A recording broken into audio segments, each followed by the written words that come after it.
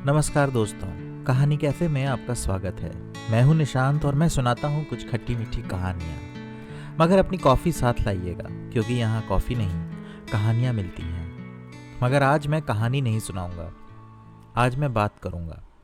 हाँ, आज मैं तुमसे बात करूंगा। तुम मेरी रिश्तेदार हो, मगर तुम रिश्ता शायद नहीं मानती। तुम तो शायद बस एक आम सी औरत हो, वही जो मुझे सड़क पर दिख जाती है, टीवी पर दिख जाती है। मुझे क्या, वो हर किसी को दिख जाती है। वो जो शरीर से औरत होने का एहसास कराती है, जो उस कपड़ों की पतली चादर के पीछे से अपनी छाती, कमर और कूल्हे की बनावट दिखाती है। मुझे नहीं पता क्यों दिखाती है, शायद खुशी मिलती है। उनका अपना शरीर है, अपनी मर्जी, छिपाएं या दिखाएं। उनकी खुशी में मैं भी खुश हो जाता हूँ। मैं क्या, कोई भी औसत पुरुष खुश हो जाएगा। आखिर उसके पुरुष स्वरूप को तृप्त करता है एक स्त्री स्वरूप जो सामने है। लेकिन तुम मेरी रिश्तेदार हो, तुम मेरे लिए स्त्री बाद में हो। मैं तुम्हें स्त्री नहीं, उस रिश्ते के स्वरूप में ही देखना चाहता हूँ।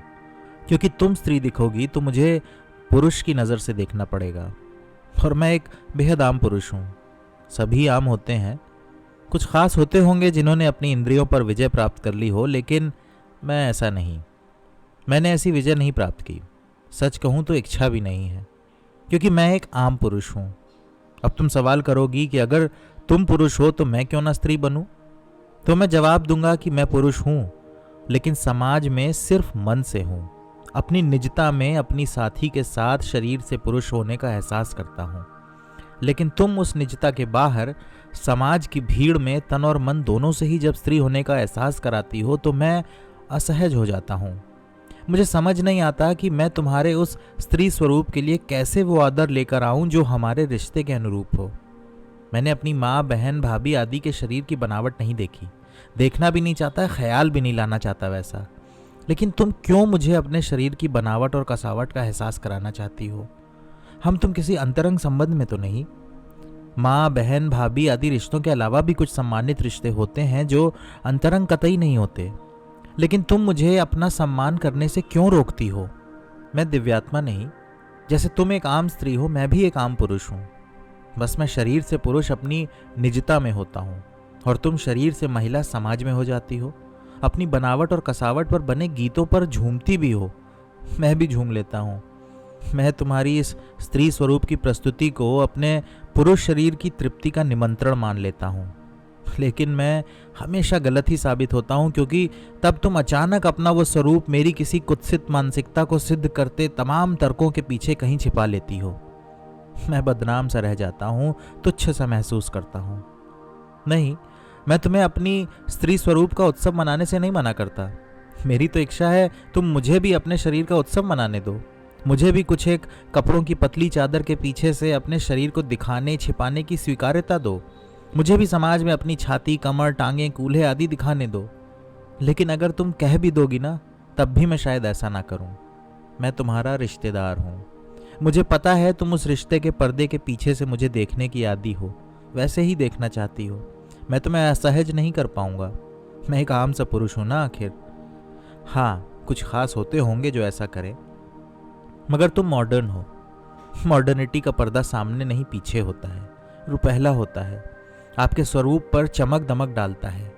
और उस मॉडर्निटी के पर्दे की चमक इतनी होती है कि मेरे सामने वाले रिश्ते के पर्दे के भीतर तक आती है, उधर का सब दिखाती है। मेरे पर्दे की प्रासंगिकता बचती ही नहीं। मेरी मजबूरी बन जाता है तुम्हारे स्त्री स्वरूप को देखना। मगर क्यों? कैसा रहे कि पर्दा सामने हो, पीठ पीछे नहीं? कैसा रहे कि जिसे ढक कर रखने की जरूरत है उसे ढक के ही रखा जाए? उसका आभास भी क्यों कराना? हाँ, वो हमारे स्वरूप की सच्चाई है, लेकिन हम अपनी माँ की वो सच्चाई, अपनी बहन की वो सच्चाई, अपने रिश्तेदारों की वो सच्चाई नहीं देखना चाहते।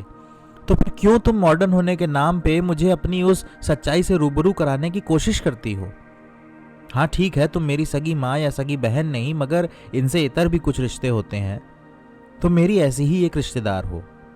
तुम अगर मेरी एक दोस्त भी हो, फिर भी मुझे तुम्हारा स्त्री स्वरूप नहीं देखना। तुम दोस्त ही बनी रहो। तुम मुझे भ्रमित ना करो, मुझे किसी तृप्ति का निमंत्रण ना दो, या आभास भी ना दो उसका। पुरुष और स्त्री एक दूसरे के पूरक हैं, दोनों अलग अलग किसी काम के नहीं। दोनों का मिलन नियति है, प्रकृति है।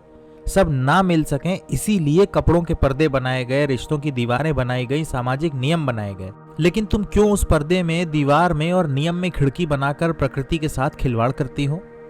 पता है, जब तुम कहती हो कि मेरी नजर गंदी है इसलिए मैं ऐसी संभावनाएं देख लेता हूं तुम में, तब मुझे लगता है कितनी मासूम हो तुम, कितनी अनजान हो प्रकृति के नियमों से, या शायद अनजान बन रही हो। हाँ, समझ सकता हूं तुम खुलकर जीना चाहती हो, बिल्कुल जियो, लेकिन खुलकर जीने का मतलब शरीर को खोलकर जीना नहीं। शायद समझने में तुम्हारी फेर है। मेरे लिए तो खुलकर जीने का मतलब है मौज मस्ती तफरी। तुम्हें कोई रोके ऐसा करने से तो बिल्कुल उसे उल्टे हाथ कर दो अगर जरूरत पड़े तो। लेकिन खुलकर जीने के नाम पर यह मत कहो कि ये तुम्हारी मर्जी है इसलिए तुम अपने सीने और कूल्हे की गोलाई दिखाओगी हमें, और हम बाध्य हैं कि हम तुम्हारा शरीर अनदेखा कर उसके अंदर छिपे रिश्ते के नाम को आदर दें। जब पुरुष और स्त्री एक दूसरे के पूरक हैं तब उनके लिए सामाजिकता के नियमों की परिभाषा कैसे अलग हो गई? अगर मेरे लिए किसी पार्टी में जांघिया और बनियान जैसे कपड़ों में जाना अस्वीकार्य है तो तुम्हारे लिए भी वैसे कपड़ों में घूमना अस्वीकार्य होना चाहिए। अगर ऐसा नहीं होगा तो सामाजिक विघटन की स्थितियां बनेंगी, भ्रम होगा, नाराजगियां होंगी, बुराइयां होंगी। हाँ, मॉडर्न होने में बुराई नहीं, सभी को समय के साथ अपने समाज के साथ आगे बढ़ना चाहिए। लेकिन मॉडर्न होने के नाम पर हम किसी और समाज की कॉपी क्यों करने लगे? जब हमारे समाज के अधिकांश लोग वैसा कुछ नहीं करते तो उनके लिए वो मॉडर्निटी असहज तो होगी ही। इसका मतलब ये नहीं कि वो मॉडर्निटी गलत है, इसका मतलब बस इतना हुआ कि वो हमारे समाज के लिए प्रासंगिक नहीं। अब तुम गुस्सा रही हो, पूछ रही हो कि what do you mean by this समाज। गुस्सा जायज़ है। खैर, मुद्दा क्योंकि कपड़ों से जुड़ा है, मैं उसी के उदाहरण से समझाता हूँ। तो तुम्हारे समाज के कपड़े वो हुए जो तुम्हारी माँ या सास पहनती हों। अगर तुम्हारी माँ या सास समाज में छोटे और चुस्त कपड़े पहनने में सहज हो तो बिल्कुल पहनो। अब ये ना कहना कि माँ या सास पहनती नहीं लेकिन रोकती भी नहीं, या बल्कि एनकरेज करती हैं ऐसे कपड़े पहनने को। अगर वो ऐसा करती भी हैं तो वो शायद खुद को धोखा दे रही हैं, शायद मॉडर्न बन रही हैं। असल में आपकी माँ या सास वही कपड़े पहनती आई हैं, वही कपड़े पहनती हैं जो उनके समाज के अनुरूप हैं। अब वो सलवार सूट या साड़ी हो, या बिकिनी हो, या हॉट पैंट्स हो, जो उनका पहनावा रहा है वही आपके समाज का पहनावा है।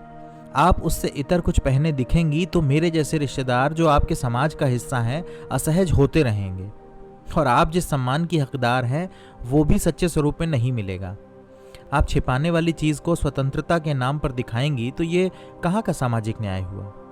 क्या तुम पुरुषों की परीक्षा ले रही हो? इस परीक्षा का उद्देश्य क्या है? क्या तुम्हें शारीरिक रूप से नपुंसकों के समाज की अपेक्षा है जो तुम्हें देखकर भी अनदेखा करें? क्या तुम्हें नहीं पता कि तुम्हारे पुरुष रिश्तेदार और दोस्त तन से भी पुरुष हैं?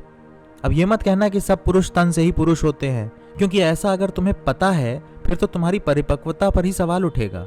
और सब पुरुषों में तो तुम्हारे भाई और पिता भी हैं। आंख से देखी मक्खी निगली नहीं जाती, समझो मेरी बात। तुम मेरी रिश्तेदार हो, मैं तुम्हें एक पर्दे के पीछे से ही देखना चाहता हूँ, लेकिन तुम भी उस पर्दे के पीछे से मिलो मुझसे। मैं मन से पुरुष हूं इसलिए पर्दा तलाशता हूं।